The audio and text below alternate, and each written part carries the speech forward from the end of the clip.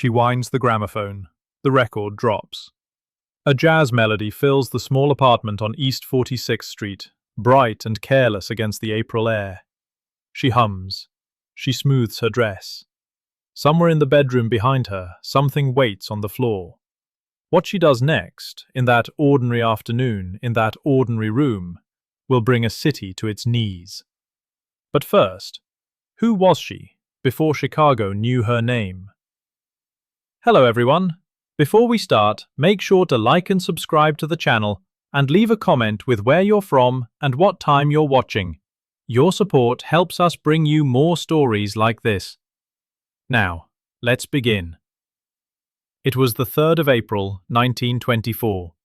Chicago wore the particular grey of early spring, a city not yet warm, not yet certain of itself, with a cold wind still rolling in off Lake Michigan and the smell of coal smoke hanging low over the south side.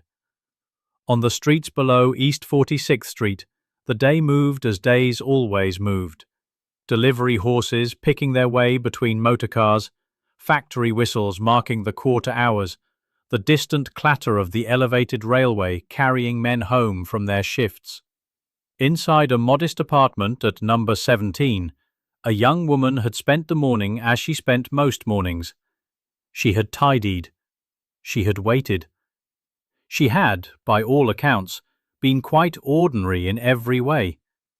Her name was Buler Anan, born Buler May Sheriff, 24 years of age, a bookkeeper by occupation, the wife of a garage mechanic named Albert, who was, at that moment, at his work and thinking nothing particular of the day. By the time Albert came home that evening, the gramophone record would have been played, the wine would have been drunk, and a man named Harry Calstead would be dead on the bedroom floor. But the question that would consume Chicago, the question that would not be answered for more than a year, was this: did Buler Anan act in fear or in fury?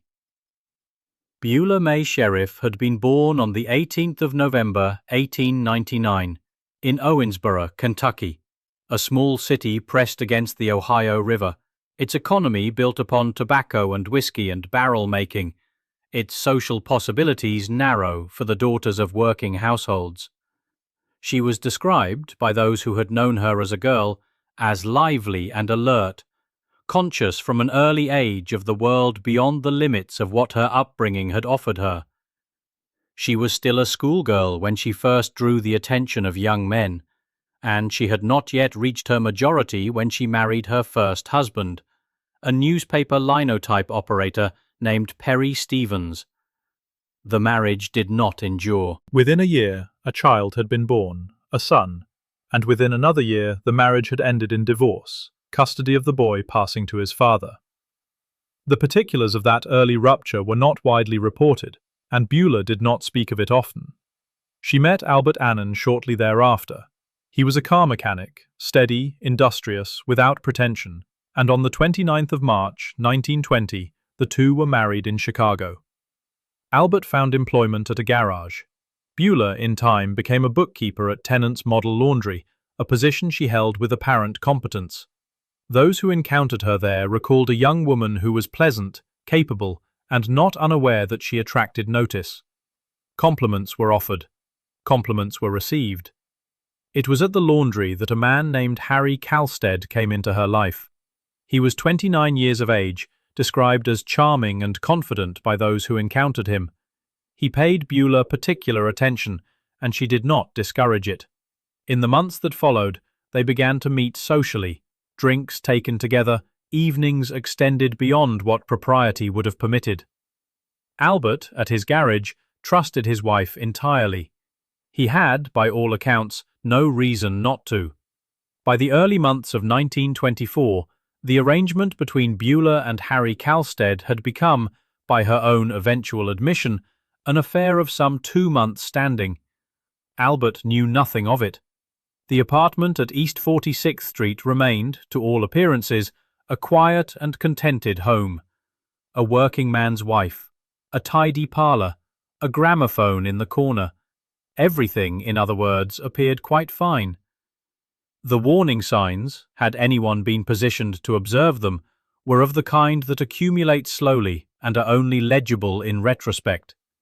Buler had always been, as those who knew her in Owensboro recalled, conscious of what lay beyond the life she had been given, eager, in the phrasing of her own father, for what he termed a carefree life. In Chicago, that restlessness had found new possibility. Harry Calstead was not, by the account of those who had known him, a man without history. He had, at some earlier point in his life, served a term of imprisonment following an incident involving another woman. Whether Buler was fully aware of this history when the affair began is not recorded. What is clear is that she became aware of it. By late March of 1924, those who observed Harry Calstead's manner toward Buler noted that it had shifted. Where he had once been attentive, he had become intermittent.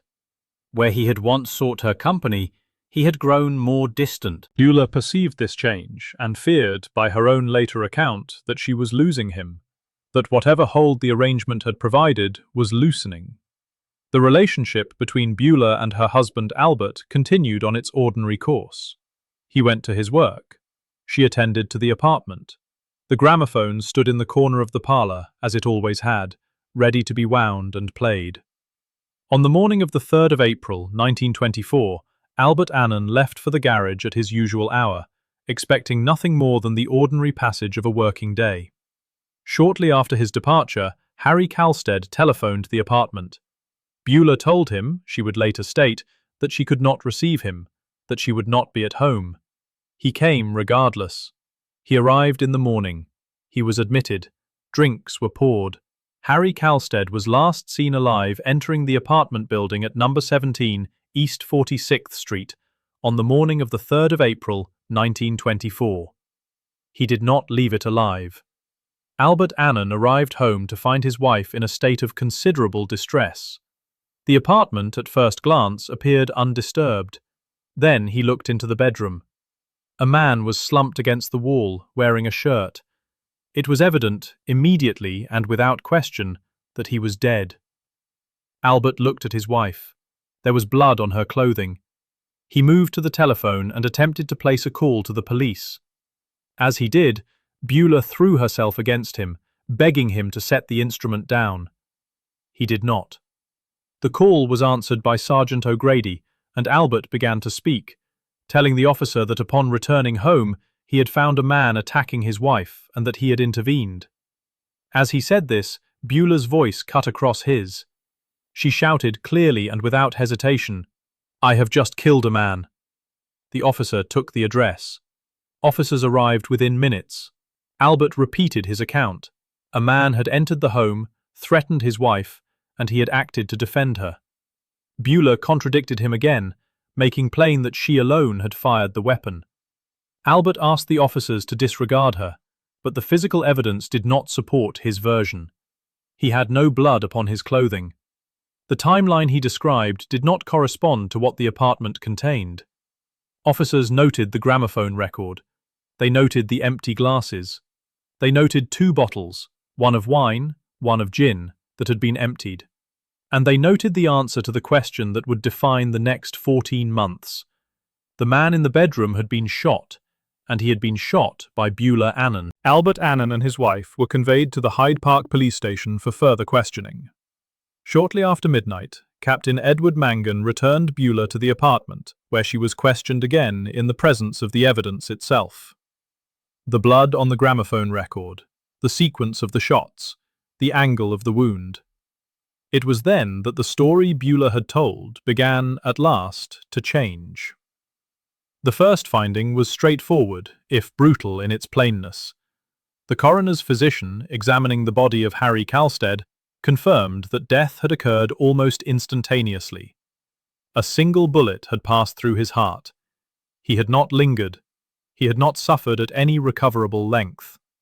He had died where he fell, in the bedroom of the apartment on East 46th Street.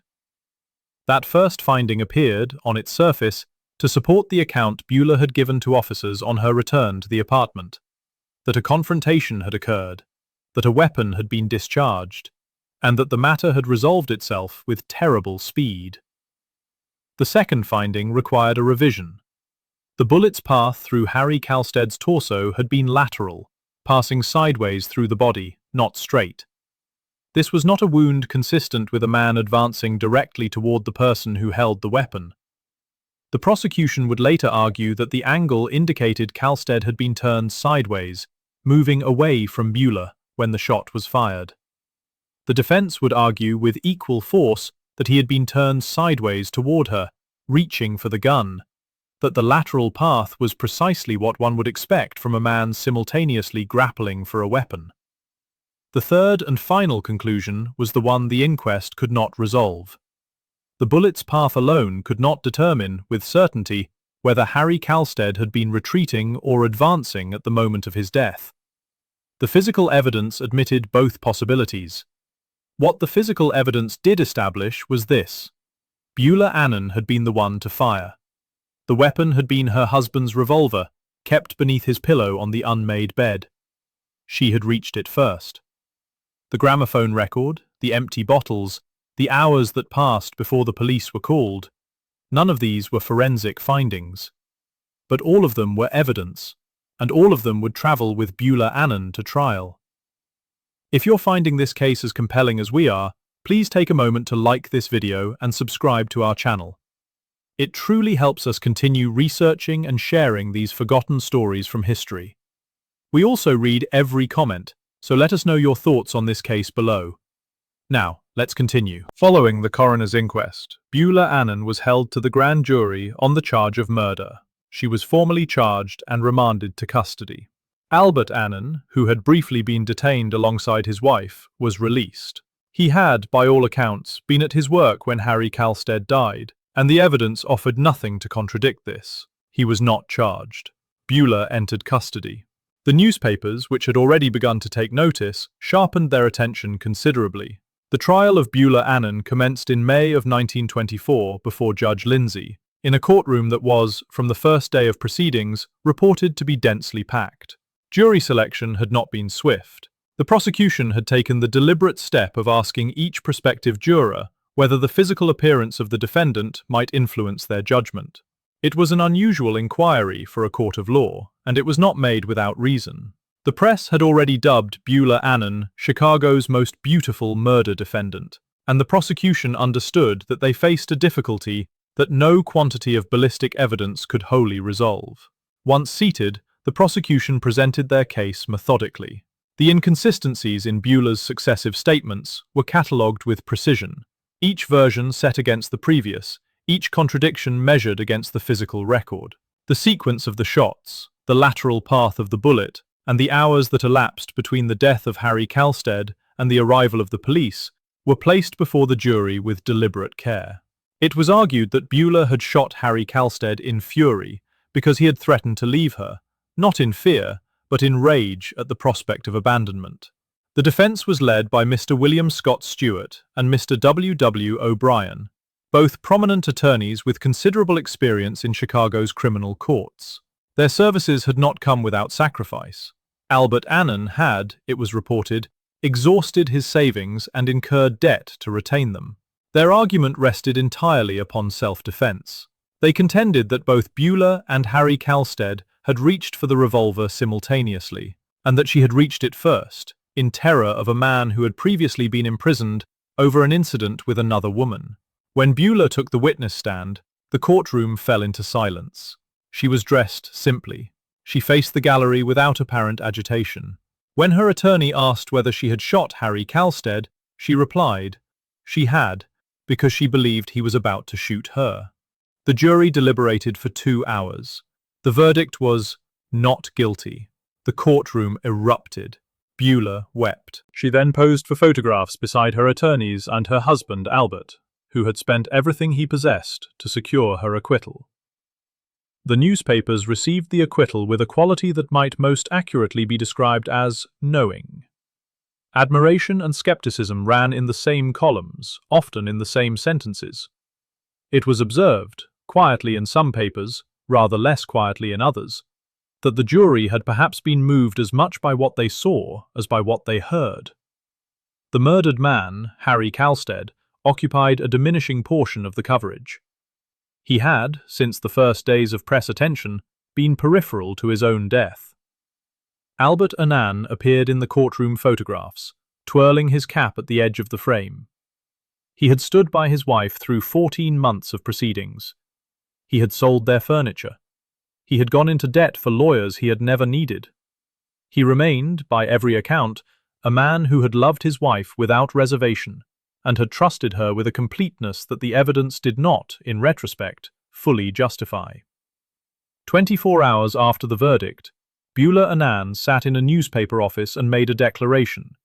She was, she announced, not prepared to waste the remainder of her life with Albert. He was, in her words, too slow for her. She was finished with him. She was, she further declared, finished with men entirely. She divorced Albert in 1926 on the grounds that he had deserted her. The child she had announced herself to be expecting, a pregnancy disclosed in the days before trial and reported without question by the press, never materialized. In the months following the acquittal, this was noted, discussed, and quietly incorporated into the wider assessment of how the defense had been presented. In 1927, she married a former prizefighter named Edward Harlib. The marriage lasted 3 months before she accused him of cruelty and filed for divorce.